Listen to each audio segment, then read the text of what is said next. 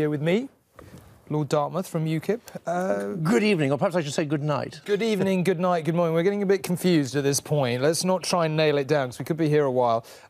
How do you feel?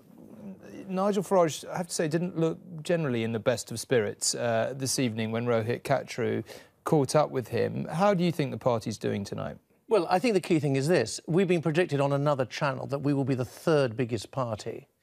And the important point here is the sensation of this election is that the Scottish Nationalists are apparently going to get over 50 MPs at Westminster. But the fact of the matter is that UKIP will get at least twice as many votes as the Scottish Nationalists, and we could conceivably not have our leader in the House of Commons. We could conceivably have no MPs at all in the House of Commons. I mean, the fact of the matter is, I mean, other people have said this on your programme and on other programmes, but the fact of the matter is that the first past the post electoral system just doesn't work in a multi-party system.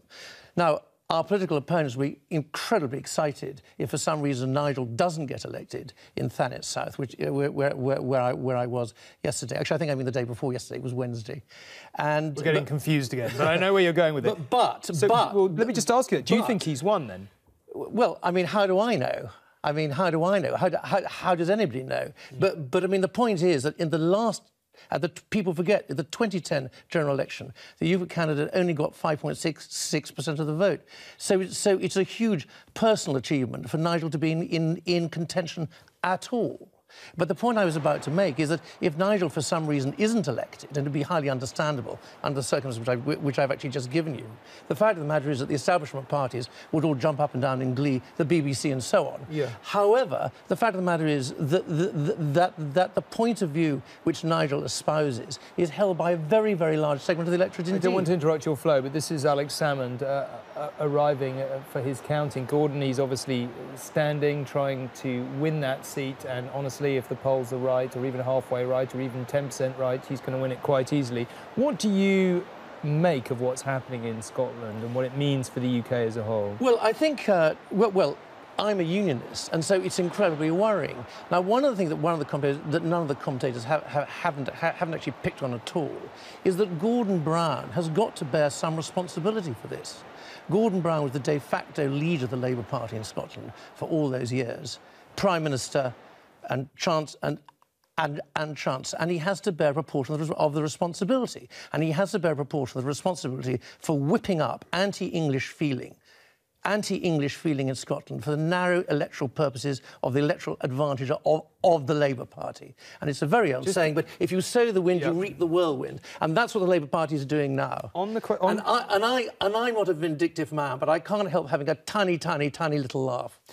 On the question of UKIP and your performance in the election, one of the things one could say is that you were in a difficult position. On the one hand, you wanted to fight a national strategy and be a national party. On the other hand, if you'd done a little bit more of what the Liberal Democrats did for many years, which is to really hyper-concentrate on a number of seats and say, vote for us here, don't worry about us elsewhere, you might have done better, might you not?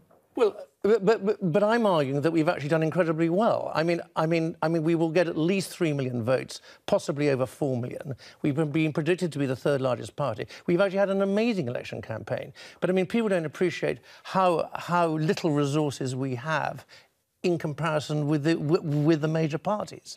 And in fact, we've done amazing things on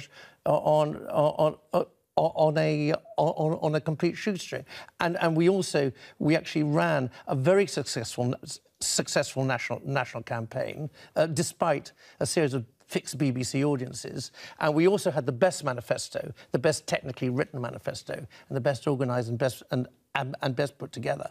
And actually, these results are actually astonishing. The very first result that actually came out, the same UKIP candidate who came 6th in the 2010 general election, came 2nd in this election. And we really are establishing ourselves as a challenger to Labour in the north and other parts of the country as well. We've actually had a very good campaign, irrespective of whether Nigel gets elected. Lord Dartmouth, thank you very much indeed.